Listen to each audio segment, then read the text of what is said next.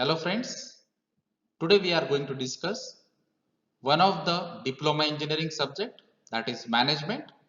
The subject code is 22509 and under that the unit is directing and controlling at supervisory level. So under this unit the course outcome is use principles of directing and controlling for implementing the plans, and I am going to discuss one of the unit outcome, that is justify the chosen needs of the directions and instructions to the subordinates to complete the specific task.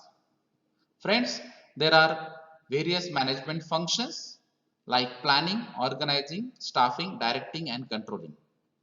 But today I am going to discuss only directing.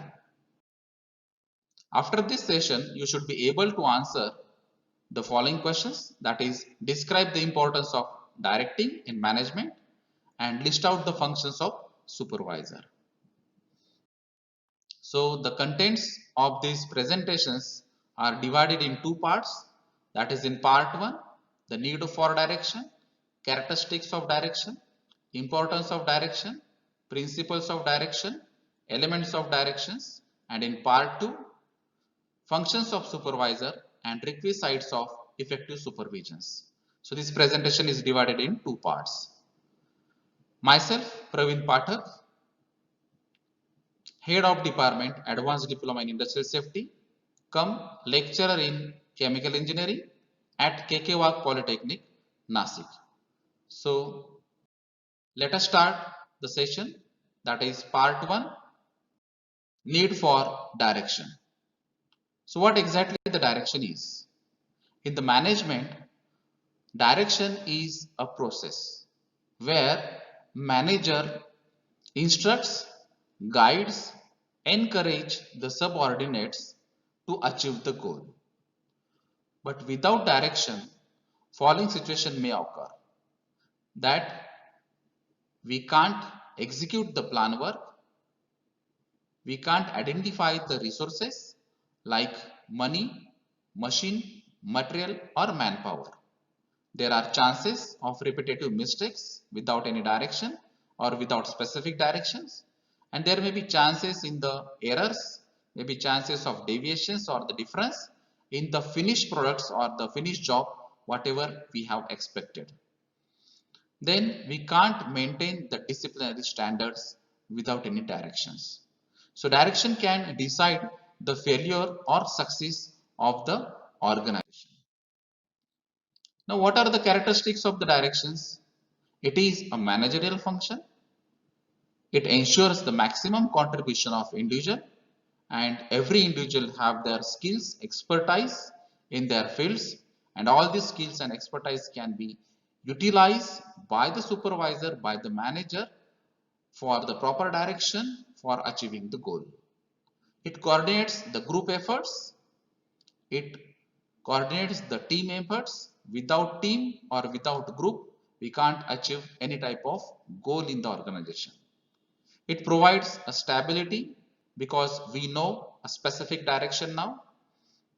It helps to achieve the objectives of the organization and it balance the organizations. So all these are the characteristics of the direction. Now what is the importance of this direction? So after deciding or after finalizing a specific direction, we can initiate the actions. So the action may be the production activity, that may be purchase activity, that may be marketing activity, that may be other activities. But we can initiate the actions after finalizing a specific direction only. We can coordinate with the groups, we can coordinate with the teams, we can coordinate with the different teams or the sections after deciding the specific direction. We can ensure the maximum individual contribution because the supervisor or the manager knows the skills and expertise of the persons, of the employee, of the subordinates from the separate or individual sections. Direction can reduce the reluctance to put up with the changes. It provides the stability in the organization. It provides the balance in the organization, and it also helps to achieve the objectives of the organizations. So that is why the direction is very important to achieve the goal in the organization. What are the principles of the direction?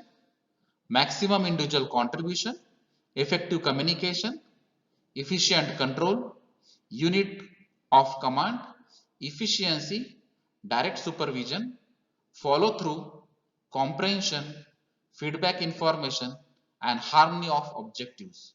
So these are the various principles of the directions. Now there are four elements of directions. So without communication, so that communication may be with the top management, communication with the maybe with the subordinates or with the workers or helpers of the organization, that may be in terms of forms of formal or informal, that may be in terms of written or oral communication, but that communication should be proper. So for this communication, supervisor's role is very important. So supervisor must have their supervision skills, and for this communication, for this motivation, the supervisor's role is very important. So the motivation may be in terms of appreciation letters, in terms of simple appreciation, in terms of awards, rewards, or in the increments or the promotion policies. So motivation is essential for deciding the direction, for smoothing operations of the direction, and to achieve the goals of the organizations. So leadership qualities must have in the supervisor's roles. So all these are the elements of the directions, right? So up till now we have discussed about the directions and the different elements of these directions. Now in the second part, we have to discuss about the supervisor. So we already discussed that supervisor is the key person of the organizations. So what exactly supervisor is doing? So the functions of supervisor are: it coordinates between the employees and work schedules. Supervisor plan work as per schedule. Supervisor achieve the desired goal. Supervisor can issue the orders to subordinates, to other employees. Supervisor can motivate the subordinates by giving some awards, reward, promotions, increments, etc. Supervisor can maintain the records of their work, of their responsibilities, which are distributed by the supervisor itself. Supervisor is liaison between the management and workers. So what exactly the management is expected, what exactly the workers are doing. The supervisor is a key person between the management and workers.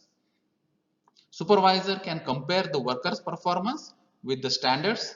The standards may be decided by the management, standards may be decided by the third party or state or national level standards.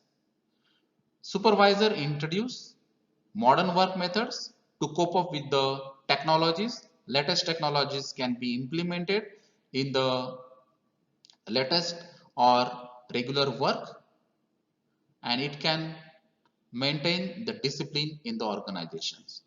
So supervisors are very important in the organization, who can provide the healthy environment, who can provide the welfare facilities, who can provide the needs of the subordinates or the other workers.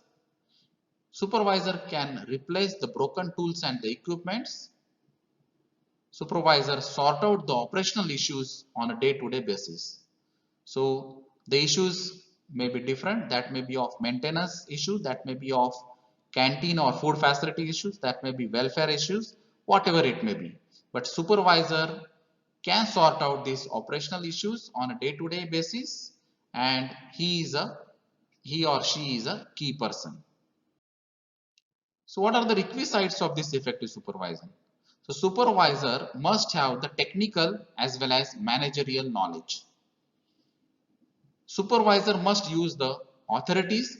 The authorities can be given by the management, and supervisor must have the knowledge of rules and regulations, the amendments, the latest changes in the rules and regulations, to satisfy the needs of the auditors, to satisfy the needs or the answers of the managers or the managements. Supervisor must have the leadership qualities. Supervisor must have the skills for human orientations. So without it, supervision can't be satisfied. Supervisor must give or issue the clear-cut instruction what exactly we have to do it, in which direction, and in that direction what are the necessary actions needed. So to achieve the organization goals, these are the requisites of the effective supervision, and this is the importance of the supervisor. So in this session, we have discussed the need characteristics, importance, principles and the elements of the direction. And in the second part, we have discussed about the functions of supervisor and the requisites of effective supervisions. So with the help of these proper directions and supervision, we can achieve the individual's goal as well as we can achieve the organizational goals, which is discussed in the Maslow's need hierarchy theory. So thank you for patient listening, and thanks to MSBT for providing this e-learning platform.